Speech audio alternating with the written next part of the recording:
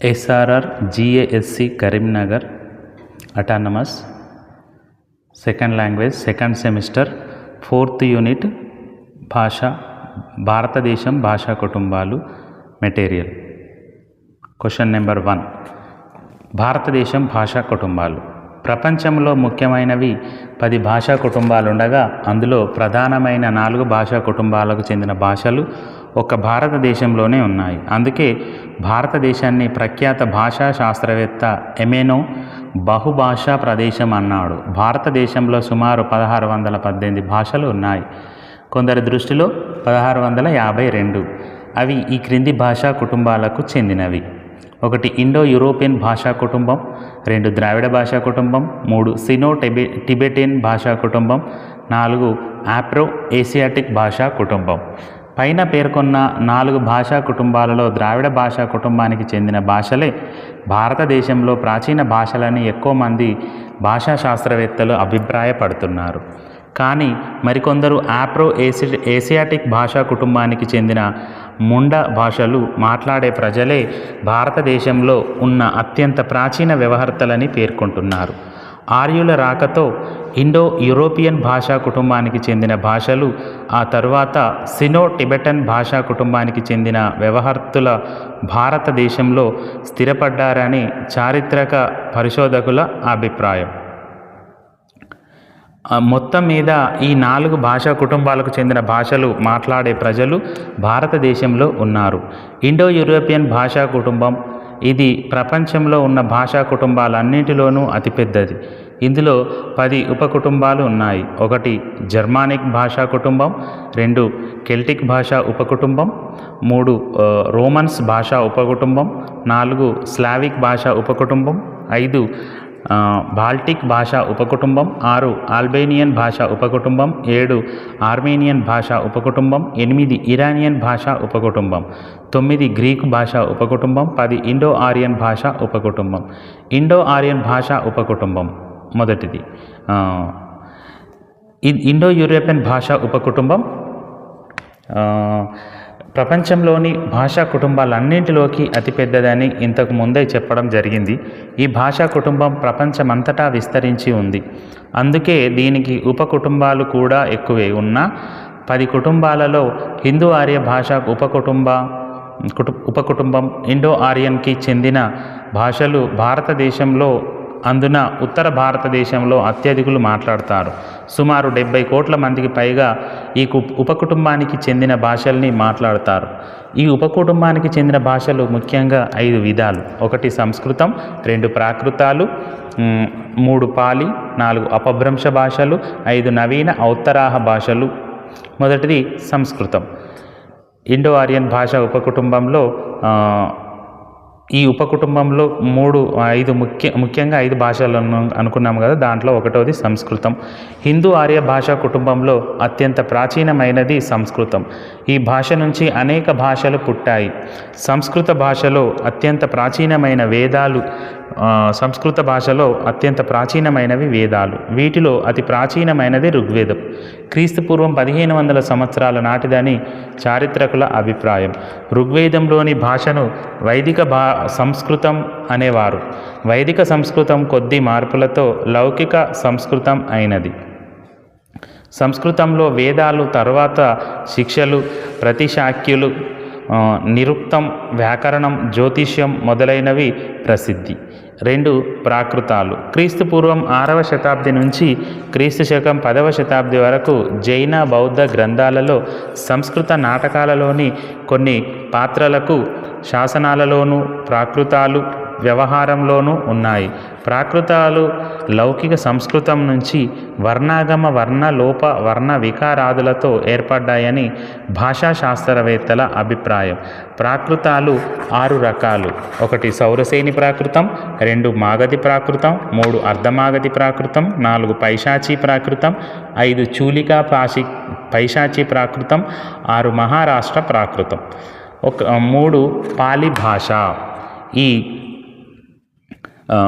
Indo Aryan భాష ఉపకుటుంబంలోని 3వ భాష పాలి భాష. ప్రాకృత భాష భేదమే పాలి భాష అంటారు. క్రీస్తుపూర్వం 307 ప్రాంతంలో సింహళ దేశంలోని మాగధి ప్రాకృతమే పాలి అని జాన్ బామ్స్ అభిప్రాయం. బుద్ధుని బోధనలు, త్రిపీటకాలు పాలిలోనే ఉన్నాయి. క్రీస్తుపూర్వం 5వ శతాబ్ది నుంచి క్రీస్తుపూర్వం 3వ శతాబ్ది వరకు పాలి భాష వ్యాప్తిలో ఉంది. 4 అపభ్రంశ భాషలు. ప్రాకృత భాష నుంచే అపభ్రంశ భాషలు పుట్టాయనేది భాషా పరిశోధకుల అభిప్రాయం. క్రీస్తు శకం 6వ శతాబ్దిలో అపభ్రంశ శబ్దాన్ని భామహుడు కావ్యాలంకారంలో పేర్కొన్నాడు. మొదటగా అపభ్రంశ శబ్దాన్ని పతంజలి మహర్షి తన మహాభాష్యంలో పేర్కొనడం విశేషం. ఈ అపభ్రంశ భాషల నుంచే నవీన ఔత్తరాహ భాషలు ఉద్భవించాయి. 5 నవీన ఔత్తరాహ భాషలు. హిందీ, ఉర్దూ, బెంగాలీ, పంజాబీ, గుజరాతీ, మరాఠీ, రాజస్థానీ, అస్సామీ, ఒరియా, కాశ్మీరీ, కొంకణి, నేపాలీ, సింధీ, సింహళి మొదలైనవి నవీన ఔత్తరాహ భాషలు. ఈ నవీన ఔత్తరాహ భాషలలో మొదటిది హిందీ అనుకున్నాం కదా, 1వది. భారతదేశంలో అత్యధికులు మాట్లాడే భాష హిందీ. ఒక అంచనా ప్రకారం భారతదేశంలో హిందీని మాట్లాడేవారు కానీ విని చదివి అర్థం చేసుకోగలవారు కానీ 70% పైగా ఉన్నారు. ముఖ్యంగా ఈ భాష ఉత్తరప్రదేశ్, హర్యానా, మధ్యప్రదేశ్, బీహార్, హిమాచల్ ప్రదేశ్, రాజస్థాన్, ఛత్తీస్గఢ్, జార్ఖండ్ మొదలైన రాష్ట్రాల్లోనే గాక దక్షిణాదిలో సైతం వ్యవహారంలో ఉంది. హిందీ భాషకు ఎన్నో మాండలికాలు ఉన్నాయి. ఇందులో పశ్చిమ, తూర్పు మాండలికాలు ముఖ్యమైనవి. పశ్చిమ మాండలికం రాజస్థానీ, ప్రజ, బుందేరి, మాలవి, భోజ్పూరి, మేవారి, మొకవి ఈ మాండలికంలో ప్రధానమైనవి. సూరదాసు కీర్తనలు ప్రజా భాషలో ఉన్నాయి. 2 తూర్పు మాండలికం. హిందీలోని 2వది తూర్పు మాండలికం. ఈ మాండలికంలో అవధి, మైథిలి ముఖ్యమైనవి. తులసీదాస్ రాసిన రామచరితమానస్ అవధి భాషలో ఉంది. కబీర్ కరీబోల్లో రాశాడు. హిందీ భాషలో క్రీస్తు శకం 13వ శతాబ్ది నుంచి ఎంతో సంపద ఉంది. 2 ఉర్దూ. ఉత్తర భారతదేశంలో మాత్రమే గాక దక్షిణ భారతదేశంలో హైదరాబాద్, కర్ణాటక, మహారాష్ట్రలో సుమారు 11-12 కోట్ల మంది ఉర్దూ భాష మాట్లాడుతున్నారు. ఉర్దూ అంటే భవ అని అర్థం. ఈ భాష సైనిక శిబిరాల్లోనూ, దుకాణాల్లోనూ, బజార్లలోనూ పుట్టింది. కొంతమంది దీనిని ప్రజాభాషగా పేర్కొనడం విశేషం. ఉర్దూ భాషలో ఇక్వాట్ మహాకవి గొప్పవాడు. 3 బెంగాలీ. భారతదేశంలో పశ్చిమ బెంగాల్లోనూ, బంగ్లాదేశ్లోనూ సుమారు 30 కోట్ల మంది జనాభా బెంగాలీ భాషను మాట్లాడుతున్నారు. క్రీస్తు శకం 10వ శతాబ్ది నాటికి బెంగాలీ ప్రత్యేక భాషగా రూపొందింది. రవీంద్రనాథ్ ఠాగూర్ రాసిన గీతాంజలికి నోబెల్ పురస్కారం లభించింది. శరత్ చంద్ర చటర్జీ ప్రసిద్ధ నవలాకారుడు. బెంగాలీలో. పంజాబీ. 4 పంజాబీ. పంజాబీ రాష్ట్రంలోనూ, హర్యానాలో కొంతమంది ఈ భాషను మాట్లాడతారు. పంజాబీలు ప్రపంచం మొత్తంలో ఉన్నారు. సుమారు 7-8 కోట్ల మంది ఈ భాషను మాట్లాడతారు. పంజాబీలో క్రీస్తు శకం 11వ శతాబ్ది నుంచి సాహిత్యం ఉంది. గురునానక్ సిక్కు మతస్థాపకుడు. పంజాబీలో కవిత్వాన్ని సూఫీ సాంప్రదాయం ఎంతో ప్రభావితం చేసింది. సిక్కు గురువులు రూపొందించిన గురుముఖలిపికి పంజాబీ భాషకు ఎంతో దగ్గర సంబంధాలు ఉన్నాయి. 5 గుజరాతీ. గుజరాత్ రాష్ట్రంలో ముఖ్యంగా ఈ భాషను మాట్లాడతారు. జనాభా సుమారు 5 కోట్లకు పైగా ఉంది. ఈ భాషను గూర్జర అపభ్రంశం నుంచి పుట్టింది. ఈ భాష 12వ శతాబ్ది నుంచి గుజరాతీ భాషలో సాహిత్యం లభిస్తోంది. జైన సాహిత్యం మొదట గుజరాతీలో ప్రారంభమైంది. మీరాబాయి లాంటి వారు ప్రముఖులు. మరాఠీ. మహారాష్ట్రలో ప్రధానంగా మరాఠీ మాట్లాడతారు. సుమారు 7-8 కోట్లకు పైగా జనాభా మరాఠీ భాషను మాట్లాడుతున్నారు. క్రీస్తు శకం 12వ శతాబ్ది నుంచి మరాఠీ సాహిత్యం లభిస్తోంది. జ్ఞానదేవ, నామదేవ, ఏకనాథ, తుకారం, శ్రీధరుడు మొదలైన ఎంతోమంది ప్రముఖులు ఈ భాషకు చెందినవారు. ఛత్రపతి శివాజీ కూడా మరాఠీ వీరుడే. 7 రాజస్థానీ. రాజస్థాన్ రాష్ట్రంలో ప్రధానంగా ఈ భాషా వ్యవహర్తలు ఉన్నారు.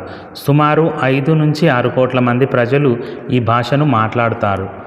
భారతదేశ చరిత్రలో రావపుట్లకు ఎంతో గొప్ప స్థానం ఉంది. వీరు మాట్లాడే భాషను రాజస్థానీ భాష అంటారు. అస్సామీ భారతదేశ ఈశాన్య ప్రాంతంలో ఉన్న అసోం రాష్ట్రంలో సుమారు 2 కోట్ల మంది ఈ భాషను మాట్లాడుతున్నారు. అస్సామీస్ భాష బెంగాలీ భాషకు చాలా దగ్గరగా ఉంటుంది. ఈ భాషలో క్రీస్తు 13వ శతాబ్దం నుంచి రచనా సాహిత్యం లభ్యమవుతోంది. తేయాకు తోటలకు అసోం రాష్ట్రం ప్రసిద్ధిగాంచింది. ఒరియా ఆంధ్రప్రదేశ్కు సరిహద్దు రాష్ట్రమైన ఒరిస్సా రాష్ట్రంలో ప్రధానంగాను ఆ చుట్టుపక్కల రాష్ట్రాలలోనూ ఒరియా భాషను మాట్లాడతారు. సుమారు 5 కోట్ల మందికి పైగా ఈ భాషను మాట్లాడుతున్నారు. ఈ భాషలో రచనా సాహిత్యం క్రీస్తు పూర్వం 13వ శతాబ్దం నుంచి లభ్యమవుతోంది. నరళదాస్ ఒరియా భాషలో రామాయణ భారతాన్ని అనువాదం చేశాడు. 15వ శతాబ్దిలో చైతన్య, 16వ శతాబ్దిలో జయదేవుల ప్రభావం ఒరియా సాహిత్యం మీద ఎంతో ఉంది. జైన, బౌద్ధ, శాక్తేయ, వైష్ణవ మతాల ప్రభావం ఒరియా భాష మీద ఎంతో ఉంది. 10 కాశ్మీర జమ్మూ కాశ్మీర్లో సుమారు 50 లక్షల మందికి పైగా ఈ భాషను మాట్లాడతారు. రచనా సాహిత్యం క్రీస్తు శకం 10వ శతాబ్ది నుంచి లభ్యమవుతోంది. కాశ్మీరీ భాష మీద పారసీ భాష ప్రభావం ఎంతో ఉంది. కాశ్మీర్లో పారసీ భాష సుమారు 5-6 శతాబ్దాలు అధికార భాషగా ఉంది. 11 నేపాలీ భారతదేశంలోనూ నేపాల్లోనూ నేపాలీ భాష వ్యవహార్తలు ఉన్నారు. సుమారు 1.5 కోట్ల ప్రజలు ఈ భాషను మాట్లాడుతున్నారు. ఖాస్ ప్రాకృతం దీనికి మూలం. నేపాలీలు చాలామంది సంస్కృత పండితులు. రామాయణ, భారత, భాగవతాది గ్రంథాలు అనేకం సంస్కృతం నుంచి నేపాలీ భాషల్లోకి అనువాదం పొందాయి. 18వ శతాబ్ది నుంచి సాంప్రదాయిక నేపాలీ కవిత్వం కనిపిస్తోంది. 12 కొంకణి కొంకణ్ భాషా వ్యవహార్తలు గోవాలో ఉన్నారు. సుమారు 40 లక్షలకు పైగా జనాభా ఈ భాషను మాట్లాడుతున్నారు. మరాఠీ భాషకు కొంకణి చాలా సన్నిహితంగా ఉంటుంది. కొంకణికి ప్రత్యేకమైన లిపి లేకపోవడం వల్ల దేవనాగరి, రోమన్, కన్నడ, మలయాళ లిపులు దీనికి వాడుతున్నారు. ముంబాయి, కేరళ, మంగళూరులో కూడా ఈ భాషా వ్యవహార్తలు ఉన్నారు. కొంకణి భాషా వ్యవహార్తలు అధిక సంఖ్యాకులు క్రైస్తవులు. 13 సింధీ భారతదేశం అన్ని ప్రాంతాలలో సింధీ భాష మాట్లాడే ప్రజలు ఉన్నా ప్రధానంగా గుజరాత్, రాజస్థాన్ రాష్ట్రాలలో అధిక సంఖ్యాకులు ఉన్నారు. సుమారు 2 కోట్ల మంది ఈ భాషను మాట్లాడుతున్నారు. సింధీకి కూడా ప్రత్యేక లిపి లేకపోవడంతో కొంతమంది దేవనాగరి లిపిని, మరికొంతమంది పెర్సో అరబిక్ లిపిని వాడుతున్నారు. రచనా సాహిత్యం క్రీస్తు శకం 13వ శతాబ్దం నుంచి లభ్యమవుతోంది. భారత రాజ్యాంగంలో సింధీని 15వ భాషగా గుర్తించడం జరిగింది. 14 సింహళి ప్రధానంగా శ్రీలంకలో ఈ భాష మాట్లాడుతున్నారు. సింహళీస్ భాషకు ఎంతో రాజకీయ ప్రాముఖ్యం ఉంది. బౌద్ధ మతానికి సంబంధించిన అనేక రచనలు సింహళీ భాషలో ఉన్నాయి.